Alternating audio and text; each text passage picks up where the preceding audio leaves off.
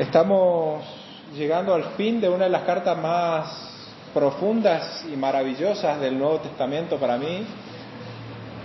Luego de exponer tan ordenada y claramente el Evangelio, al llegar al capítulo 16 y ver como nuestro hermano Marcos leyó el capítulo 16, una extensa lista de nombres y saludos, puede darnos la impresión de que quizás Pablo se equivocó al escribir este capítulo, ¿sí? Es como, hasta podríamos sentirnos tentados a menospreciar esta porción de las Escrituras en comparación a todo lo que viene hablando anteriormente.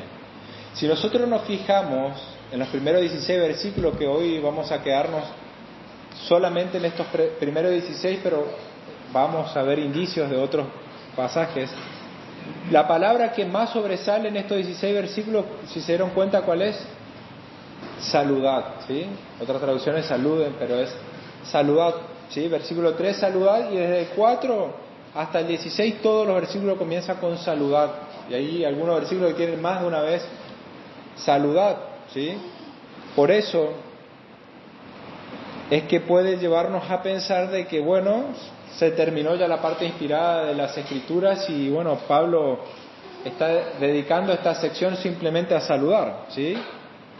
Después de lo intenso que fue la carta, después de las riquezas doctrinales que Pablo nos impartió y lo bien estructurado que fue toda la carta, llegamos entonces a poder sentirnos tentados a pensar que no hay nada que podamos aprovechar de esta porción, ¿sí?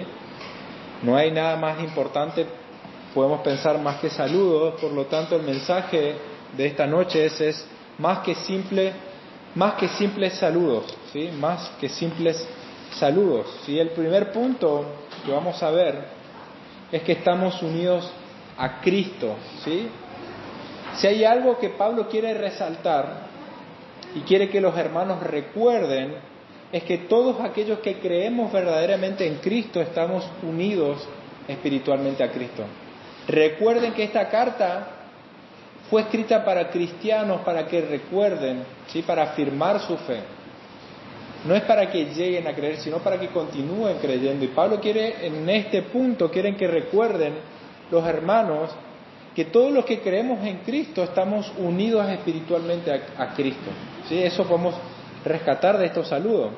Y esto de nuestra unión con Cristo era algo que impactaba tanto a Pablo, a tal punto que él le encantaba referirse a los cristianos como aquellos que estaban en el Señor o en Cristo, ¿sí?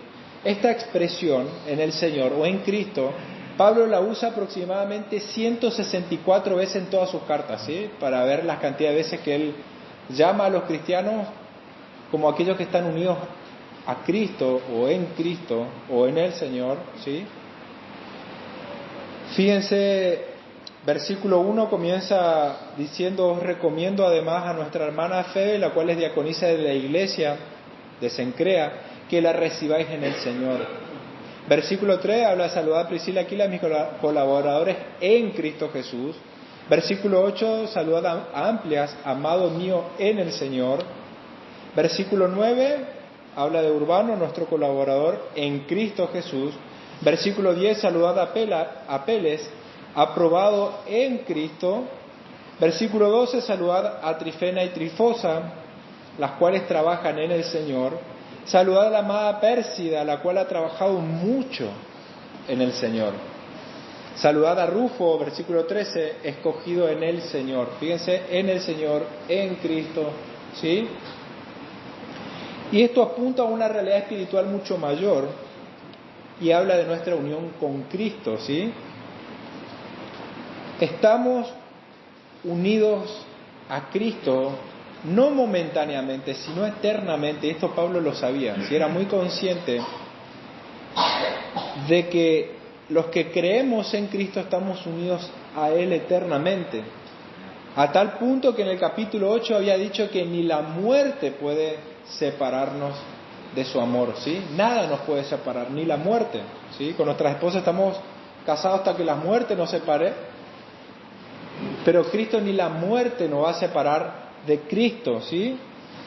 Nosotros y Cristo somos uno, Y este misterio que nosotros no podemos entender completamente de cómo es que podemos estar unidos, es algo que no llegamos a dimensionar plenamente en esta vida, es algo que las implicaciones eternas de esta verdad no la podemos llegar a comprender con tanta magnitud. Pero por medio del matrimonio Cristo nos permite a nosotros poder dimensionar o ver un poquito esa unión, ¿sí?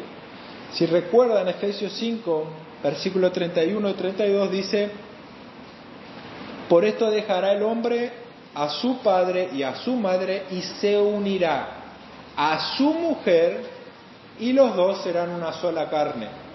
Grande es este misterio, mas yo digo esto respecto a Cristo y de la iglesia. ¿De qué misterio está hablando Pablo de la unión?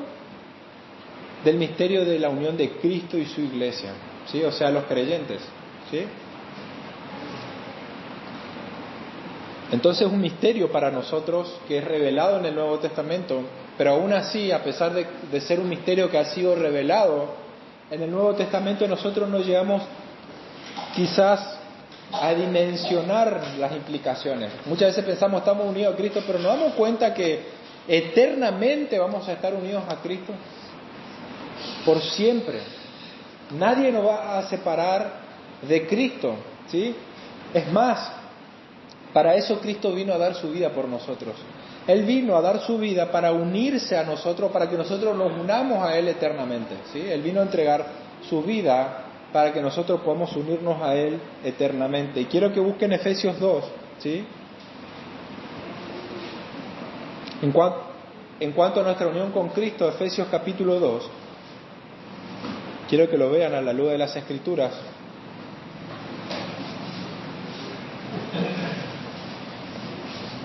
(2:1) dice: y Él nos dio vida a vosotros cuando estabais muertos en vuestros delitos y pecados, en los cuales anduvisteis en otro tiempo siguiendo la corriente de este mundo, conforme al príncipe de la potestad del aire, el espíritu que ahora opera en los hijos de desobediencia, entre los cuales también todos nosotros vivimos en otro tiempo en los deseos de nuestra carne, haciendo la voluntad de la carne y de los pensamientos, y éramos por naturaleza hijos de ira, lo mismo que los demás. Pero Dios, que es rico en misericordia, por su gran amor con que nos amó, aun estando nosotros muertos en pecado, nos dio vida juntamente con Cristo. Fíjense la unión. Por gracia sois salvos, y juntamente con Él nos resucitó y asimismo nos hizo sentar en los lugares celestiales con Cristo Jesús. Por lo tanto, nosotros al estar unidos con Cristo, estamos unidos a Él no solamente en la vida, sino también en la muerte, en la resurrección y en la exaltación, ¿sí? Somos uno, una sola carne con Cristo. Es una realidad espiritual de nuestra unión con Él. Y por nuestra unión con Cristo por medio de la fe, es que por la fe nosotros nos unimos a Cristo y somos uno, ¿sí? Por nuestra unión con Cristo por medio de la fe es que nosotros podemos afirmar que Él vivió y Él cumplió la ley que nosotros no pudimos cumplir porque somos una sola carne, somos uno con Él y Él cumplió por nosotros. Él murió y Él recibió el castigo que nosotros merecíamos. Por lo tanto, nosotros, y al resucitar, es que nosotros estamos seguros de que podemos ser declarados justos, por lo tanto, resucitamos con Él a nueva vida, ¿sí? Él murió la muerte que nosotros merecíamos morir. Anteriormente Él vivió y cumplió la ley que nosotros no pudimos cumplir. Él murió con la muerte que nosotros merecíamos. Él sufrió el castigo que nosotros merecíamos. En esa unión con Él, Él se lleva todo lo peor de nosotros y Él nos lo da lo mejor. Él nos permite acceder a las bendiciones eternas. Juntamente nos hizo sentar juntamente con Cristo en los lugares celestiales, decía Efesios 2:6, ¿sí?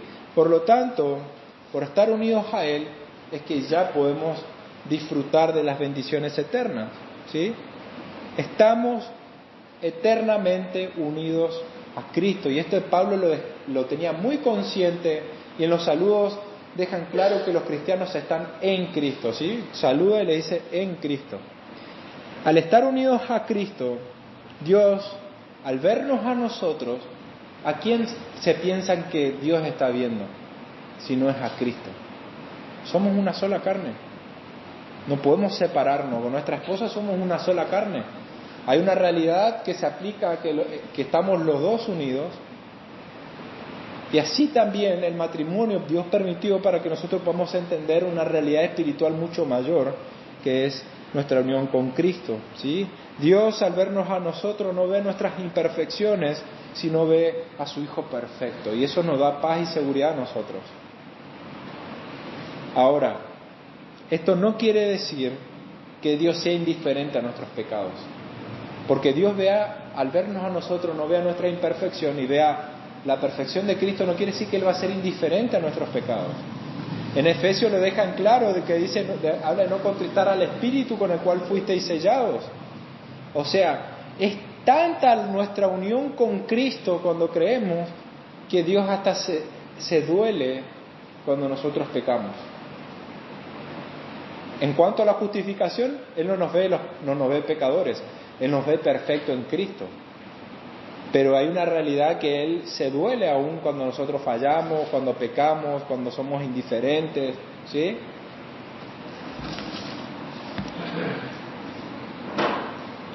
Cristo, dijimos que Él se llevó todo el mal que nosotros merecíamos y nos concede todo lo bueno que Él se merece. Y si es que somos amados solamente por estar en Cristo. Dios no nos ama por ser mejores que los demás.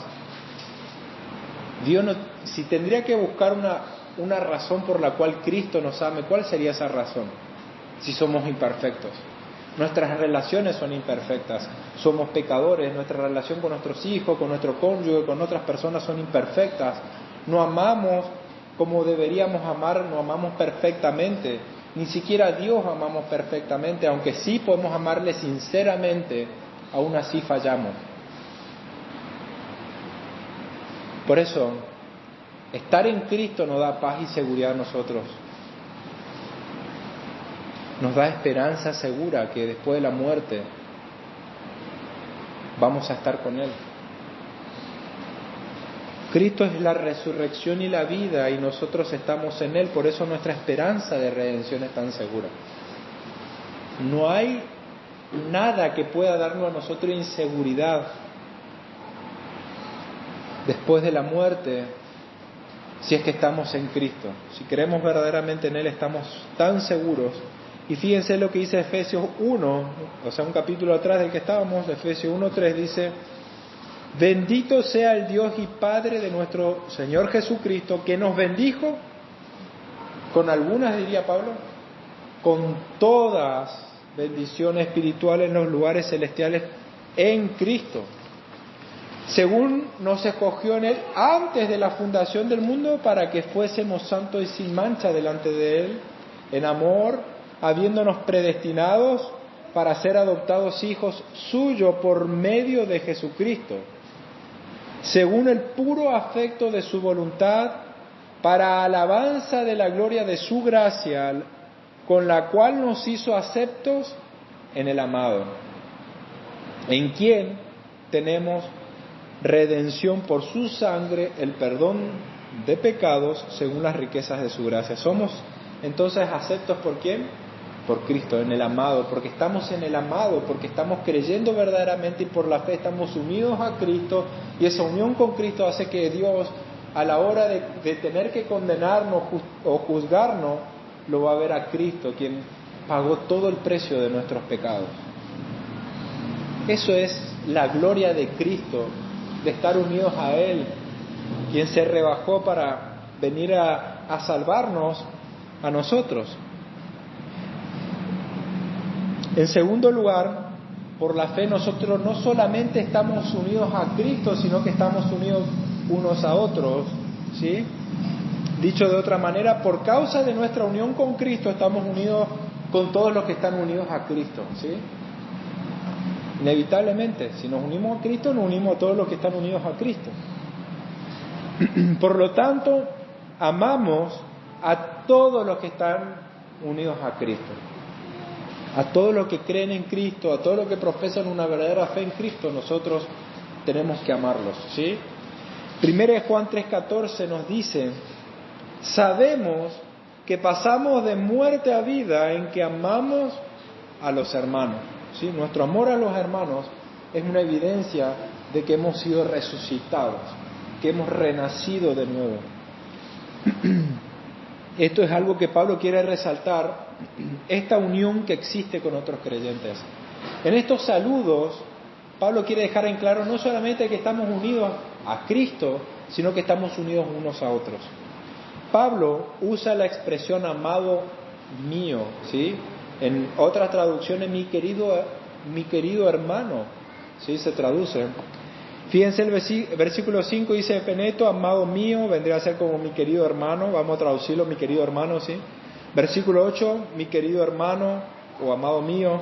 Versículo 9, lo mismo. Versículo 12, a la amada Pérsida o querida hermana, ¿sí? A Rufo, su madre y mía. Rufo no era el hermano de sangre de Pablo, pero era tanto la hermandad que él tenía, que él considera que su madre, la madre de Rufo, era como su madre, ¿sí? Fíjense el sentido de familiaridad que tenía Pablo, ¿sí? ¿De dónde puede surgir este amor? Sino de Cristo mismo.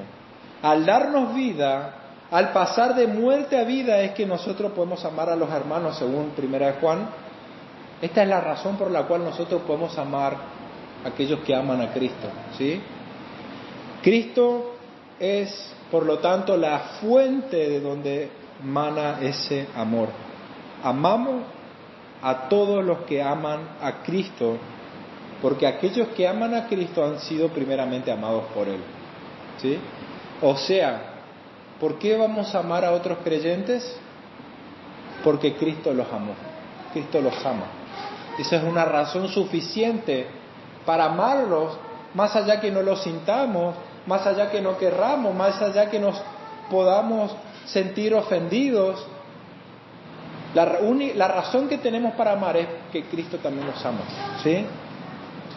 Y esta unión con otros hermanos, ya Pablo lo había dicho anteriormente en el capítulo 12:5, dice: así nosotros, siendo muchos, somos un cuerpo en Cristo y todos miembros los unos de los otros. ¿Sí? Los que creemos somos un cuerpo en Cristo e individualmente somos miembros los unos de los otros, ¿sí? Esa unión que habla Pablo en Romanos lo compara con un cuerpo, ¿sí? Por lo tanto, por lo que ahora nosotros tenemos que amarnos unos a otros independientemente de cómo nos sintamos, ¿sí? No es sentir amor, sino es mostrar amor, ¿sí? Amar verdaderamente como Cristo nos amó y se dio por nosotros. Esto no solamente, Pablo habla de este amor no solamente con los hermanos de una congregación local, sino este amor tiene que extenderse a la iglesia global, a la iglesia mundial, a todos los que verdaderamente creen en Cristo, ¿sí? A todos. Aquellos que profesan la salvación solo por la fe en Cristo, podemos decir. Es obvio que nosotros no podemos tener comunión con aquellos que son apóstatas, aquellos que niegan la fe, aquellos que profesan una fe distinta a la que nosotros creemos, aquellos que creen que la salvación no es por la sola fe en Cristo, sino por sus propios méritos, por sus propios esfuerzos. Nosotros no podemos tener comunión con ellos. Y esto Pablo lo va a dejar en claro desde el versículo 17 al 20, lo vamos a ver más adelante si Dios quiere, pero sí debemos tener comunión con todos aquellos que predican el verdadero evangelio, aquellos que hablan o que profesan la justificación solo por fe, y que también creen en las doctrinas cardinales cristianas, que creen en la Trinidad, que creen en la divinidad de Cristo. Nosotros tenemos que tener esa hermandad en estas cuestiones que son vitales y primordiales en nuestra fe, porque si negamos la deidad de Cristo estamos negando nuestra salvación misma, estamos negando la esencia misma de nuestro Salvador, de nuestro Redentor, ¿sí? Por eso son cuestiones que nosotros no podemos negociar. Pero en otras cuestiones Pablo deja en claro de que nosotros podemos no estar de acuerdo 100% con otros hermanos. Podemos tener diferencias en cuanto a la escatología, ¿sí? Podemos pensar distinto acerca de los dones, cesacionistas, continuistas. Podemos hasta disentir en cuanto al bautismo de niños, bautismo de infantes o no. Muchas cuestiones que hacen a la fe, pero que son periféricas, no son esenciales o no son cruciales a la fe en Cristo, o que no son esenciales para nuestra salvación. Y esto Pablo lo dejó en claro ya cuando hablaba en estas diferencias que había entre los fuertes de conciencia y los débiles. Que algunos decían no hay que comer carne y otro decía que sí, y uno se abstenía de ciertos días del calendario judío, seguían ciertas fiestas, y otro decía no, eso ya no es necesario. Y Pablo decía, si lo hacen, lo está haciendo para el Señor y déjenlo. No se burlen, no lo menosprecien, pero lo otro tampoco no condenen, ¿sí? Hablaba de que tiene que haber una unión, una tolerancia en aquellas cuestiones secundarias. Y aún así tenemos que considerarlos como hermanos y tenemos que amarlos, ¿sí? Es algo... Esto de tener hermandad con otras iglesias es algo que Pablo deja en claro acá en este capítulo. Con simples saludos que hace Pablo también nos deja en claro que tiene que ver hermandad con otras iglesias, con otros hermanos que profesan una verdadera fe, ya que menciona al menos 4 iglesias, directa o indirectamente, es más, después anuncia, hace público más. Fíjense, versículo 1 dice, os recomiendo además a nuestra hermana Febe, la cual es diaconisa en la iglesia de Cencrea, ¿sí? Cencrea estaba en la región de Corinto, podemos decir muy cerca en el puerto de Corinto, de donde Pablo está escribiendo la carta a los romanos, sí, por lo tanto no es de la iglesia, y Pablo les está diciendo que la consideren, que la acepten, que la amen, ¿sí? Versículo 3 dice, saludad a Priscila y Aquila, mis colaboradores en Cristo, que expusieron su vida por mí, a los cuales no solamente yo doy gracias, sino todas las iglesias de los gentiles y a la iglesia que está en su casa. O sea, los hermanos que se congregaban en la casa de Priscila y Aquila, parecía que eran una familia o una pareja que tenían recursos y una gran casa en donde la iglesia se reunía. No tenían la posibilidad que tenemos nosotros de reunirse en un templo. Antes tenían que hacerlo de una manera oculta. Y Pablo le está diciendo, estás saludando a las iglesias que estaban en su casa. Versículo 14 dice, y a los hermanos con ellos, o sea, los que se congregan con ellos, otra iglesia que se congrega. Versículo 15, y a todos los santos que están con ellos. Otra vez está hablando de un conjunto de cristianos. O sea, Pablo está hablando de esa hermandad que tiene que haber con otros grupos de creyentes. No se queda solamente con la iglesia local. Hay una hermandad también con los de afuera, ¿sí? Y fíjense cómo tiene que ser nuestro trato con nosotros, con otros cristianos, inclusive con aquellos que no son de nuestra congregación. Versículo 2 habla de Febe, dice que la recibáis en el Señor como es digno de los santos y que la ayudéis en cualquier cosa que necesite de vosotros, porque ella ha ayudado a muchos y a mí mismo. Febe, ¿sí?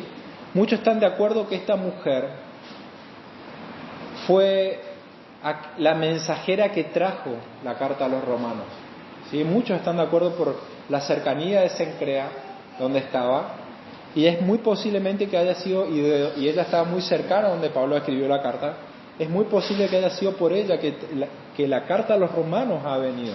Fíjense la confianza que tenía Pablo para con esta hermana, de encomendarle uno de los documentos más importantes de aquel tiempo, ¿sí? La carta, nada más ni nada menos que la carta a los romanos. Una hermana fiel, reconocida por su servicio, se dice que era diaconisa o sea que significa servidora. No necesariamente cuando habla de diaconisa quiere decir que ella ocupaba un rol de diácono en la iglesia, pero sí habla de que ella era servidora, ¿sí? Reconocida por ser benefactora de los hermanos. Ese me ha ayudado a mí y ha ayudado a otros, ¿sí? Ayuden a esta hermana que ha ayudado a otros, a tantos del pueblo de Dios, ¿sí? Vemos cuánta gratitud hay de Pablo reconociendo el servicio de los hermanos, ¿sí? Para con esta hermana, y le pide que demuestren amor por ella, ¿sí? Trátenla como a una hermana, como parte de una misma familia. Trátenla como si fuesen, porque lo son, tienen un mismo Padre, como salva por un mismo Salvador, como es digno de los santos. Recíbanla así. Es en pocas palabras lo que Pablo le está diciendo, que la reciban, ¿sí? Háganla sentir bien, acéptenla, no por ser rica, porque se creía que ella era una mujer influyente o de muchos recursos, pero no por eso, sino porque es su hermana. Recíbanla porque es su hermana. Y esto Pablo le está diciendo que la reciban a una hermana que era de otro lado, que quizás los romanos ni la conocían. Y esto está dando lugar, Pablo, a la hospitalidad, ¿sí? La hospitalidad es algo que ha generalizado, ha caracterizado a los hermanos en aquel tiempo. Muchos iban de un lugar a otro, no tenían dónde hospedarse y eran recibidos en la casa de los hermanos. Veíamos que inclusive en Jerusalén muchos hermanos iban y a pesar de ellos estar de bajos recursos, no tener nada, recibían a pesar así a otros hermanos. Por eso se acrecentaba aún más su situación. Y Pablo en el versículo 23 reconoce que saluden a Gayo, hospedador mío y de toda la iglesia, ¿sí? Gayo era una persona que era hospedador. Y acá Pablo le está diciendo que hospeden, que la traten bien a Febe, ¿sí? Pablo está dando indicio cómo tiene que ser nuestro carácter para con otros, ¿sí? De hospitalidad. Y la hospitalidad que Pablo dice no es simplemente abrir nuestras casas y recibir, sino tener todo el mejor trato, ¿sí? Trátenla bien, háganla sentir bien, háganla que se sienta aceptada por ustedes. Y todo lo que nosotros hagamos por unos hermanos, por los hermanos, tenemos que saber que en realidad se lo estamos haciendo a Cristo. No es simplemente le hacemos a un hermano, le estamos haciendo a Cristo. Si me acompañan, Mateo 25, versículo 34, dice: entonces el rey dirá a los de su derecha: venid benditos de mi Padre, heredad del reino preparado para vosotros desde la fundación del mundo, porque tuve hambre y me diste de comer, tuve sed y me diste de beber, fui forastero y me recogiste, estuve desnudo, me cubriste, enfermo, me visitaste en la cárcel, viniste a mí. Entonces los justos les responderán diciendo: Señor, ¿cuándo te vimos hambriento y te sustentamos, o sediento, y te dimos de beber? Y sigue, de cierto os digo, dice el rey, que en cuanto le hiciste, versículo 40, a uno de estos que dice mis hermanos más pequeños, fíjense cómo le dice el rey, no dice a uno de estos mis hermanos. Fíjense cómo se identifica a Cristo el rey como el hermano mayor, nuestro hermano mayor, porque se lo hicieron a uno de estos hermanos más pequeños, a mí me lo hiciste. Y la pregunta es si vemos realmente de esta manera el servicio, que cuando estamos sirviendo a un hermano, en realidad le estamos sirviendo a Cristo. ¿Ven de esa manera el servicio? ¿Ven realmente con estos ojos que cuando están sirviendo no le están sirviendo solamente al hermano, están sirviendo a Cristo? Es más, acá Mateo plantea que esta clase de servicio por los hermanos es una marca distintiva del cristiano, porque dice: apartará de uno de otro lado y le dirá: a usted apartado de mí porque tuve hambre y no me diste, y empieza a decirle, ¿sí? ¿Y cuándo? Le pregunta: no, porque no lo hiciste a esto, no, me lo hiciste a mí, dice Cristo. Entonces, la característica de un cristiano es esta actitud de servicio, ¿sí? Y en último lugar, si nosotros estamos unidos a Cristo por la fe, si estamos unidos a aquel que es el Rey de todos, el Rey Supremo, que se hizo siervo, el servicio a los demás tiene que ser algo que nos caracteriza. Si nosotros profesamos creer en Cristo, quiere decir que estamos unidos a Él. Y si profesamos estar unidos al Rey que se humilló y se hizo siervo, nosotros tenemos que estar caracterizados por esta actitud de servicio que tuvo nuestro Rey. Marcos 10:45 dice, porque el Hijo del Hombre, o sea, Cristo, el Rey de gloria, el dueño de todo lo que hay, dice, no vino a ser servido, sino que Él vino a servir y a dar su vida en rescate por muchos. Entonces, si realmente nos identificamos con Cristo, ¿por qué muchas veces nosotros no estamos dispuestos a servir? ¿Por qué muchos, como dice Paul Washer, muchos quieren que le digan el siervo del Señor, siervo, siervo, pero llegan a su casa y no están dispuestos a servir? La actitud de servicio tiene que comenzar en nuestras casas y no es nada fácil. No es algo que no vamos a tener una batalla, vamos a tener una batalla constante con nuestra carne para poder tener la paciencia suficiente, para poder ser sacrificial, para poder darnos, pero es algo que tiene que caracterizarnos en nuestro diario vivir. ¿Por qué muchas veces nosotros no estamos dispuestos a servir? Es porque tenemos un concepto demasiado alto de nosotros mismos. No vemos a Cristo como deberíamos verlo, el Rey que se humilló. Nosotros no estamos dispuestos, muchas veces nuestro orgullo no nos deja querer humillarnos o servir. ¿Hay algún servicio realmente difícil o denigrante para un cristiano por el cual no quiera esforzarse o no quiera hacerlo? Febe, por ejemplo, ella puso sus recursos al servicio de la iglesia. Aquila y Priscila, al parecer, dice que ellos arriesgaron su vida por Pablo, porque dice que ellos, en el versículo 3 dice que expusieron su vida por mí, dice Pablo, ¿sí? O sea, ellos arriesgaron la vida por Pablo. Versículo 6, María dice, ha trabajado mucho. Fíjense cómo Pablo reconoce el servicio de muchas mujeres. María dice que ha trabajado mucho por nosotros, ¿sí? Habla de trabajar arduamente, ¿sí? Ese es el sentido de trabajar. Y versículo 2, fíjense en estas dos hermanas, que se creen que eran hermanas, Trifena y Trifosa, las cuales trabajan en el Señor, y la amada Pérsida, la cual ha trabajado mucho en el Señor, ¿sí? Pablo, ¿cómo reconoce con gratitud el servicio de los hermanos? ¿Sí? Fíjense la característica de estas hermanas que han servido mucho. Más adelante en el versículo 23 habla de Gallo, como les había dicho, que era hospedador, ¿sí? Y aunque todos servían al Señor, yo estoy seguro que los hermanos lo hacían con la actitud de hacerlo por el Señor y con ese temor del Señor.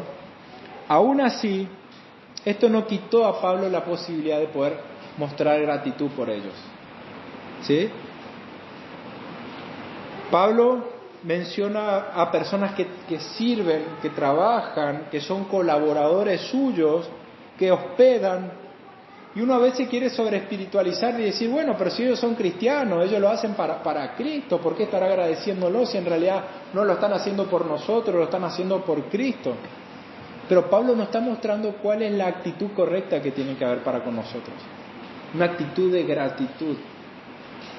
Porque muchas veces el no ser agradecido es una muestra de soberbia, de pensar que nosotros no merecemos que nos sirvan.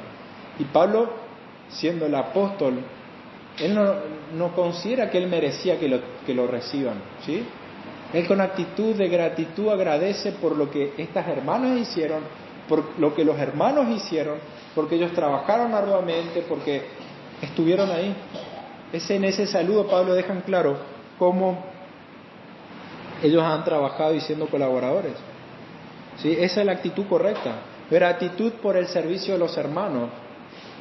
Pablo no solamente está agradecido al Señor por ello, sino que él agradece a los hermanos, ¿sí? Agradece a los hermanos. Él sabe, Pablo, que la obra del Señor no se puede llevar a cabo por un solo hombre. Pablo solo no podía llevar a cabo la obra si no habían hermanos que se involucraban en la tarea. Una iglesia no se edifica con una sola persona y Pablo lo sabía. Pablo podía ser el superapóstol, pero si no habían hermanos que se daban su vida y que ponían su vida en el servicio, no se iba a edificar ninguna iglesia en Roma. Porque por medio del servicio de los hermanos, Cristo en realidad está edificando a su iglesia. Y Pablo por eso está agradecido. Todos estos hermanos pusieron sus recursos y sus dones al servicio del Señor y al servicio de la iglesia. Como dice Sugel, me gustó este pensamiento, ¿sí? Si estuviera Pablo en este momento y tuviera que escribir una carta acerca de esta congregación, de este lugar y acerca de nosotros, de usted y de mí, ¿qué hubiese escrito? ¿Por qué estaría agradecido Pablo? ¿Podría estar agradecido por algo de nosotros? El cuerpo funciona cuando todos los miembros trabajan, hacen su trabajo. Cristo edifica su iglesia por medio de la actividad de los miembros. No hay miembros inútiles en el cuerpo de Cristo.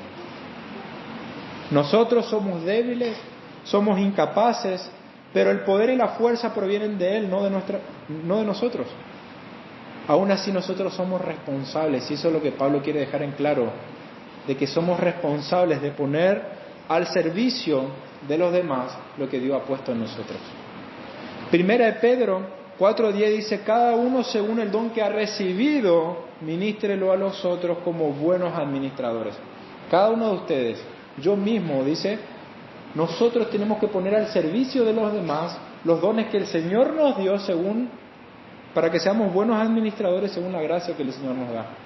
Tenemos que ser buenos administradores, poner al servicio del Señor lo que el Señor nos da, los recursos, las capacidades, los talentos, el tiempo, todo lo que el Señor nos da. Y dice, versículo 1, si alguno hable conforme a la palabra de Dios. Si alguno ministre conforme al poder que Dios da, para que en todo Dios sea glorificado por Jesucristo, a quien pertenecen la gloria y el imperio por todos los siglos. Nosotros, al estar unidos a Cristo, cuando nosotros servimos, Dios el Padre está siendo glorificado por medio de Cristo obrando en nosotros. No lo entendemos. ¿Cómo obra la soberanía de Dios y a la vez somos completamente responsables?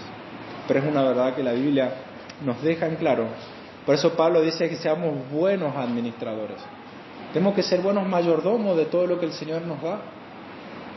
Los niños tienen que ser buenos mayordomos de los recursos que ustedes tienen, de lo que el Señor les da a ustedes, las capacidades que el Señor les da.